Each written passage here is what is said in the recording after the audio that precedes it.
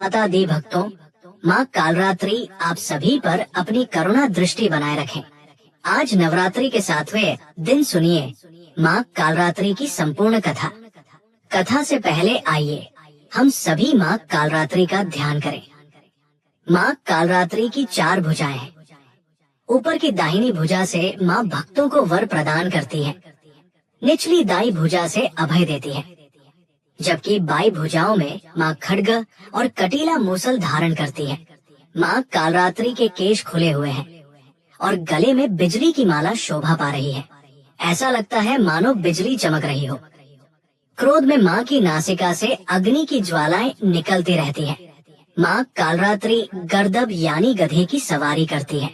माँ कालरात्रि के इस भयंकर स्वरूप को देखकर असुर और नकारात्मक शक्तियाँ भयभीत रहती हैं।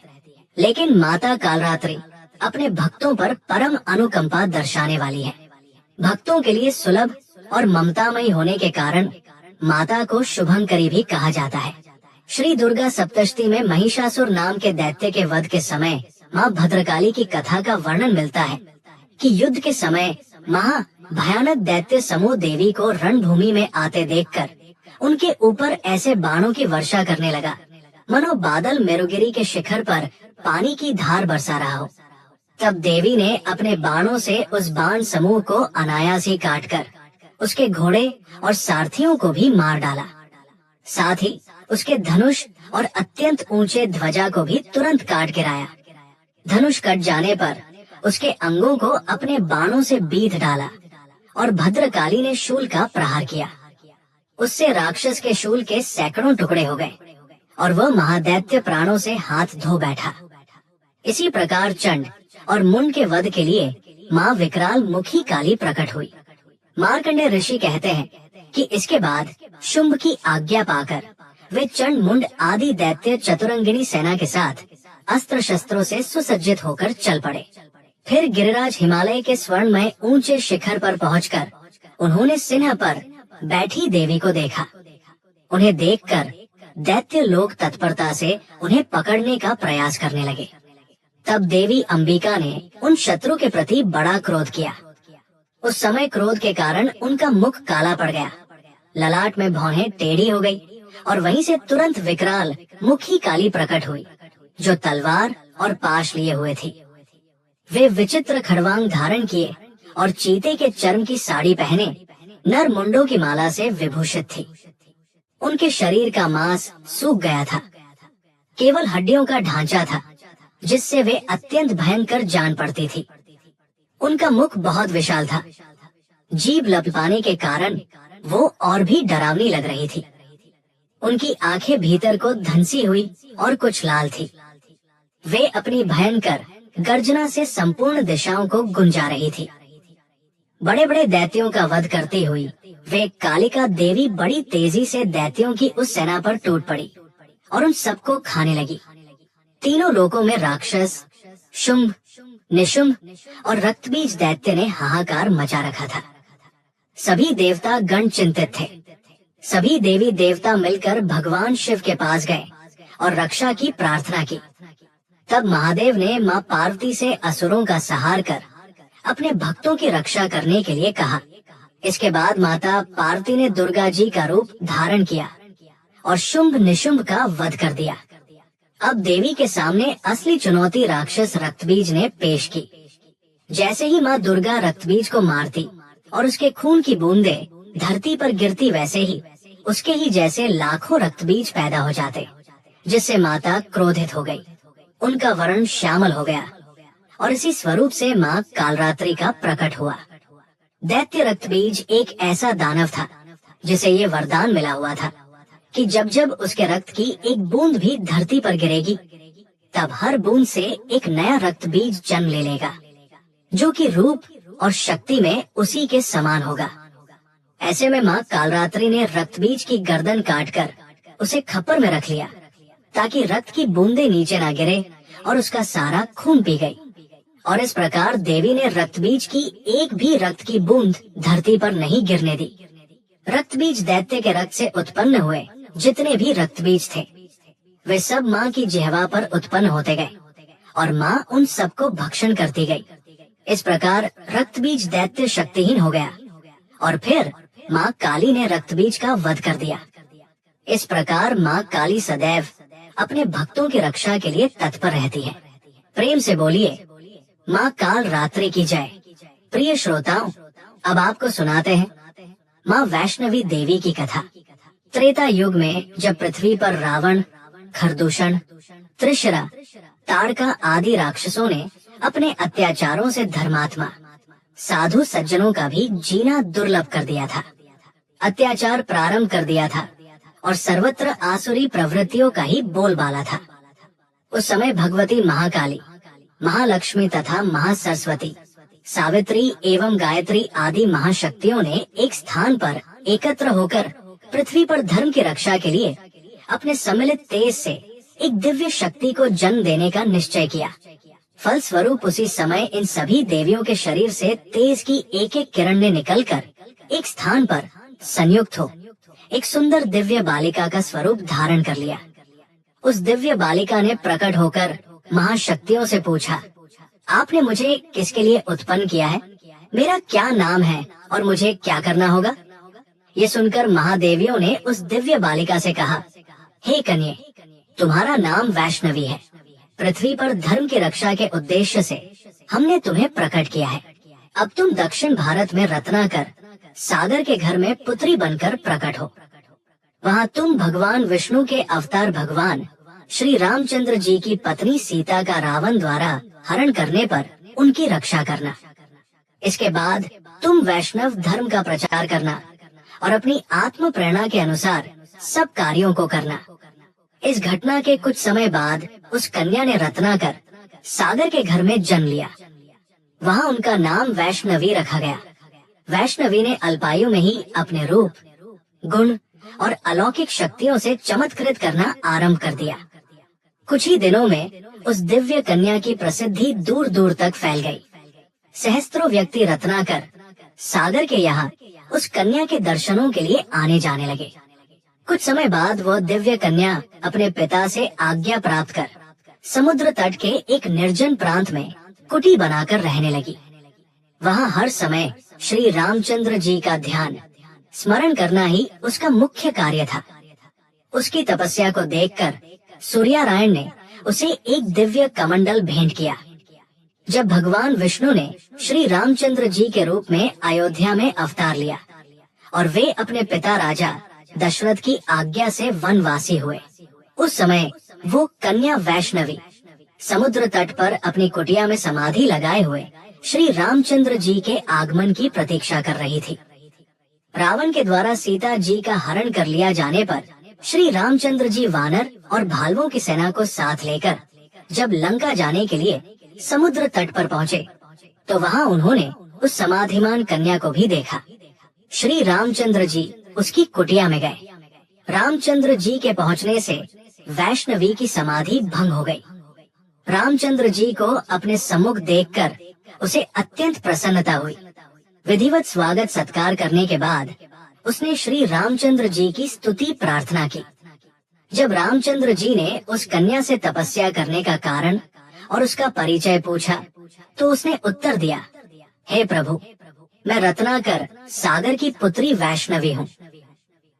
मैंने आपको पति रूप में प्राप्त करने का संकल्प किया है और इसी के लिए मैं इतने दिनों से तपस्या कर रही थी।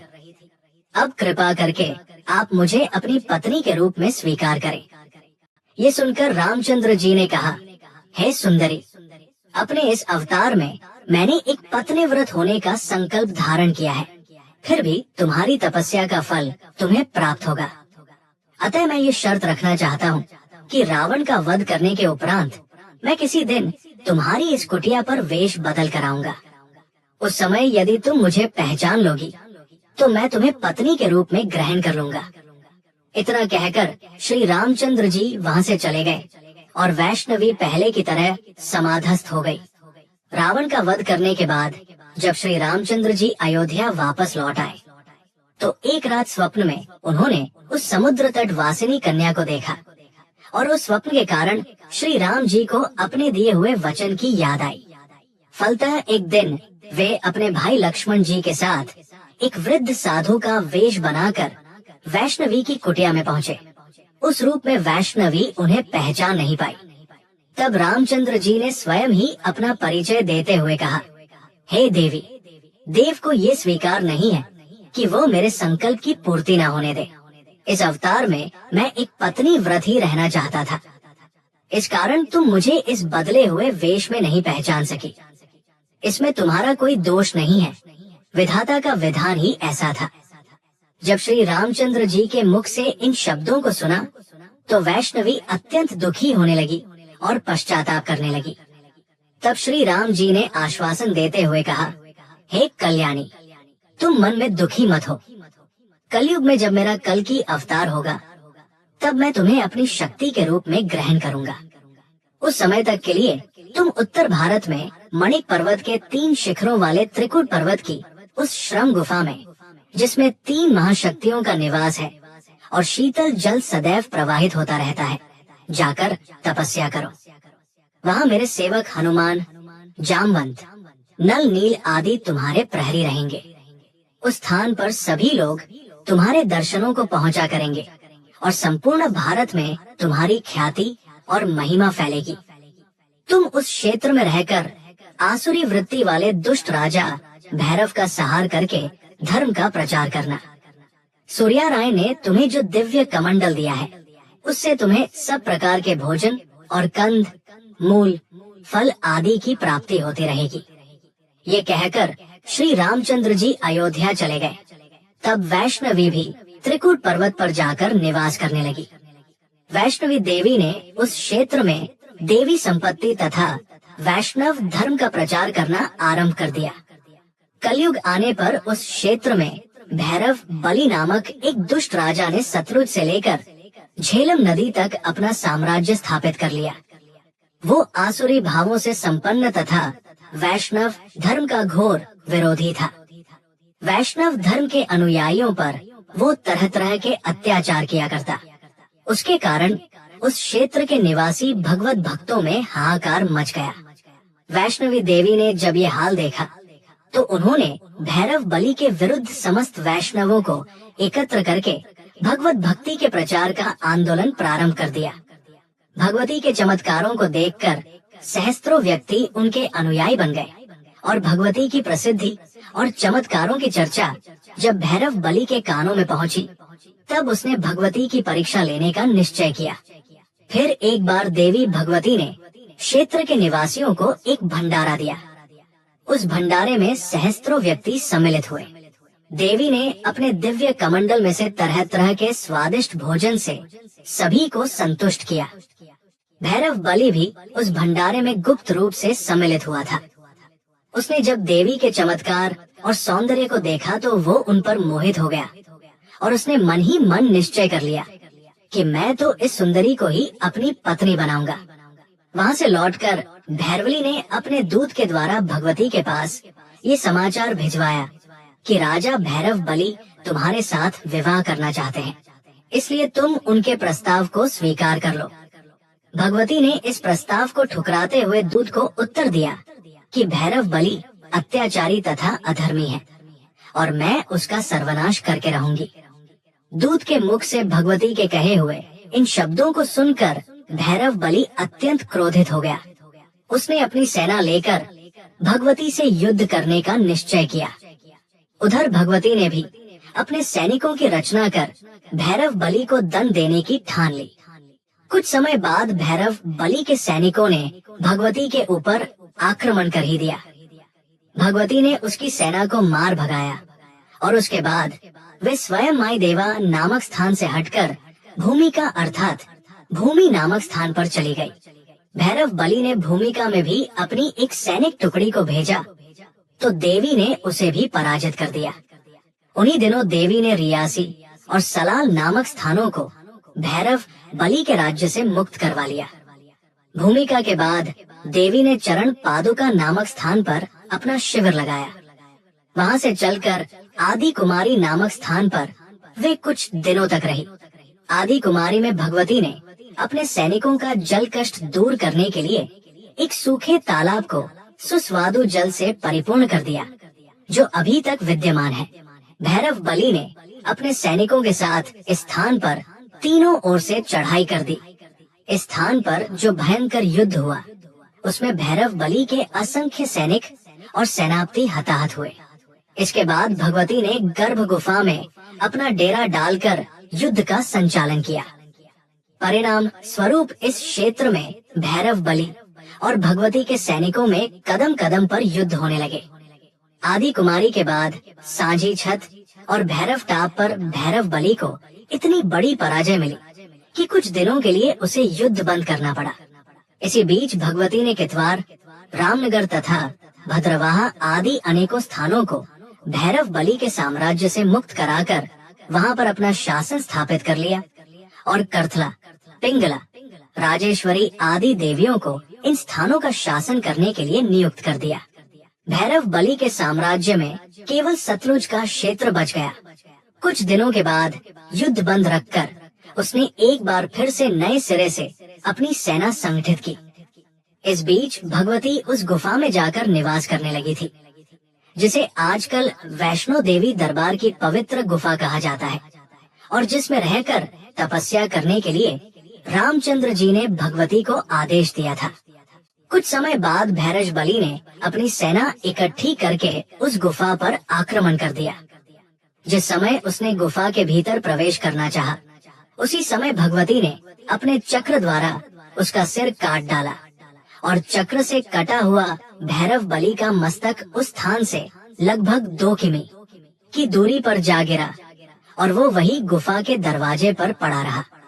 इसके बाद देवी भैरव के कटे हुए मस्तक के पास जाकर बोली, अरे दुष्ट, इतने दिनों तक मैं तुझे खेल खिलाती रही थी, परंतु तू अपनी दुष्टता से बाज नहीं आया। अब इस स्थिति को प्राप्त होने के बाद तेरी क्या इच्छा रह गई, उसे भी कह दे। भगवती द्वारा इस प्रकार कहे जाने पर भैरव बलि के मस्तक ने अत्यंत पश्चाताप प्रकट करते हुए कहा, हे देवी, मैं मूढ़ माया के वशीभूत होकर आपकी महिमा को नहीं जान पाया, जिसका फल मुझे प्राप्त हो चुका है। अब मेरी बस यही प्रार्थना है कि आप कृपा करके मेरे समस्त अपराध को क्षमा कर दें। हे माता, पुत्र कुपुत्र हो सकता है, परंतु माता कभी कुमाता नहीं होती।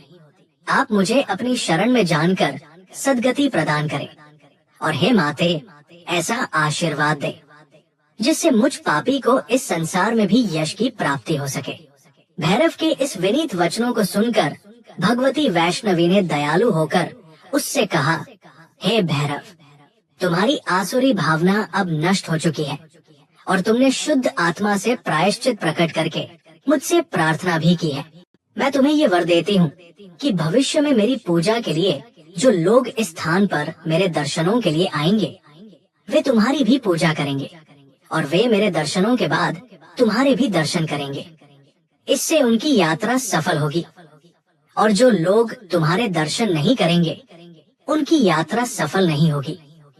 इतना कहकर भगवती पुनः अपनी गुफा में जा विराजी और भगवान श्री राम के ध्यान में समाधिस्थ हो गई। भैरव का कटा हुआ मस्तक भी उसी स्थान पर पत्थर बन गया।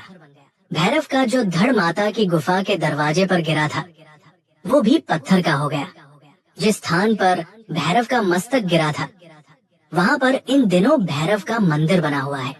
भगवती वैष्णवी की गुफा की यात्रा करने वाले भक्त माता के दर्शन करने के बाद लौटते समय भैरव मंदिर के भी दर्शन करते हैं, परंतु माता के दर्शनों से पहले भैरव मंदिर के दर्शन नहीं किए जाते। ऐसी मान्यता है कि भगवती वैष्णवी अपनी पवित्र गुफा में समाधस्थ होकर भगवान श्री राम का ध्यान कर रही है और कल की अवतार होने की प्रतीक्षा में है। पवित्र गुफा में जो 3 पिंडियां हैं, वे भगवती महाकाली, महालक्ष्मी और महासरस्वती के प्रतीक हैं। भगवती वैष्णवी सीता जी के अंश से उत्पन्न हुई है, इसलिए वे भगवती महालक्ष्मी जी की ही प्रतिरूप है। गुफा में स्थित पिंडियों में बीच वाली पिंडी भगवती महालक्ष्मी जी की है। उसी को भगवती वैष्णवी भी कहा जाता है और भक्त जनों को वैष्णो माता के नाम से उस पिंडी के दर्शन कराए जाते हैं। वैष्णो शब्द वैष्णो देवी का ही अपभ्रंश नाम है। क्षेत्रीय भाषा के अनुसार भगवती वैष्णवी देवी ही वैष्णो देवी के नाम से प्रसिद्ध है। कलयुग के अंत में भगवान विष्णु जब कल की अवतार लेंगे, उस समय यही भगवती वैष्णवी देवी उनकी मुख्य शक्ति होंगी। उस समय वे दुष्टों का संहार करके संसार में धर्म की स्थापना तथा अधर्म का विनाश करेंगी। जो श्रद्धालु भक्त वैष्णो देवी दर्शन करने जाते हैं, उनकी सभी मनोकामनाएं देवी माँ पूर्ण करती हैं। सभी प्रेम से बोलिए, माँ वैष्णवी देवी की जय।